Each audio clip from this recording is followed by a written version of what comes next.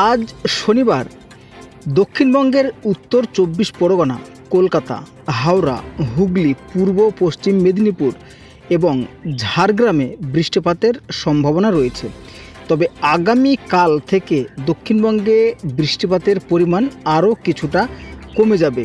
তবে নভেম্বরের শুরুতে বা অক্টোবরের শেষের দিকে একটা ঘূর্ণিঝড় কিন্তু বঙ্গোপসাগরে তৈরি হতে পারে এবং যার নাম হবে কিন্তু মন্থা।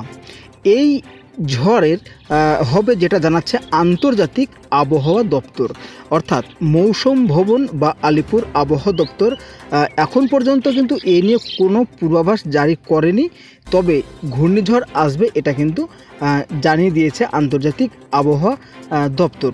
তা বন্ধুরা, চলুন আমরা জেনে নেব বিস্তারিত ভিডিওতে। এই মুহূর্তে দক্ষিণবঙ্গে তেমনভাবে মেঘ লক্ষ্য করা না গেলেও মেঘের আনাগোনা কিন্তু দেখা যাচ্ছে।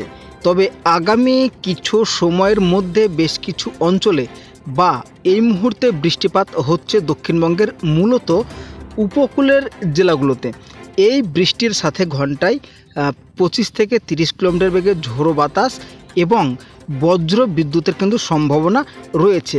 সেই সাথে দেখা যাচ্ছে বাংলাদেশের যে উপকূলের জেলাগুলো রয়েছে, তো সেই সমস্ত জেলাগুলোতেও কিন্তু বৃষ্টিপাতের সম্ভাবনা বা বৃষ্টিপাত কিন্তু হচ্ছে, যেটা কিন্তু দেখা যাচ্ছে। তবে বাংলাদেশের এই মুহূর্তে বজ্রপাতের সাথে বৃষ্টিপাতের সম্ভাবনা রয়েছে বরিশাল, খুলনা, চিটাগং এবং কুমিল্লা। আগামীকাল যদি আমরা দেখি, তো আগামীকাল রবিবার দক্ষিণবঙ্গের সকালবেলার দিকে কিন্তু বৃষ্টিপাতের তেমনভাবে কোনো রকম সম্ভাবনা লক্ষ্য করা যাচ্ছে না। তবে আকাশ যেটা দেখা যাচ্ছে মূলত হাওড়া, হুগলি, কলকাতা এবং পূর্ব পশ্চিম মেদিনীপুর ও নদিয়া এই জেলাগুলোতে কিন্তু আকাশ অংশত মেঘলা থাকতে পারে। তবে কিন্তু পরবর্তী সময়ে আবার রৌদ্র ঝলমলে আবহাওয়া লক্ষ্য করা যাবে। তবে আগামীকাল দক্ষিণবঙ্গে বৃষ্টিপাতের সম্ভাবনা একদমই থাকছে না। শুধুমাত্র সুন্দরবন এলাকায় কিছু সময়ের মধ্যে বিক্ষিপ্তভাবে বৃষ্টি হতে পারে। তবে আগামীকাল কিন্তু দক্ষিণবঙ্গে বৃষ্টিপাতের কোনো রকমের সম্ভাবনা কিন্তু এই মুহূর্তে দাঁড়িয়ে লক্ষ্য করা একদমই যাচ্ছে না। উত্তরবঙ্গের ক্ষেত্রে দেখা যাচ্ছে যে উত্তরবঙ্গে কিন্তু ধোঁয়াশা বা কুয়াশা ভাব শুরু হয়ে যাচ্ছে।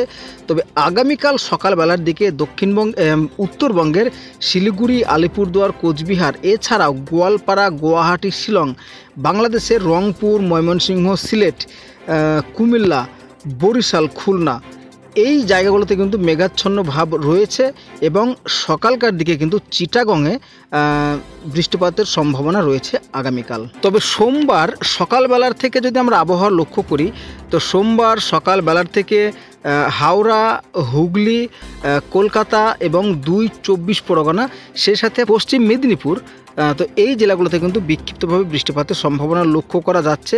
তবে বেলা হওয়ার পরে কিন্তু মেঘ পুরোটাই কেটে যাবে, যেটা কিন্তু দেখা যাচ্ছে। তবে আগামী সোমবারও কিন্তু দক্ষিণবঙ্গে বৃষ্টিপাতের কোনো রকম সম্ভাবনা লক্ষ্য করা যাচ্ছে না। উত্তরবঙ্গের ক্ষেত্রে দেখা যাচ্ছে যে সময় সময় বিক্ষিপ্তভাবে বৃষ্টিপাতের সম্ভাবনা থাকছে উত্তরবঙ্গের বেশ কিছু অঞ্চল জুড়ে।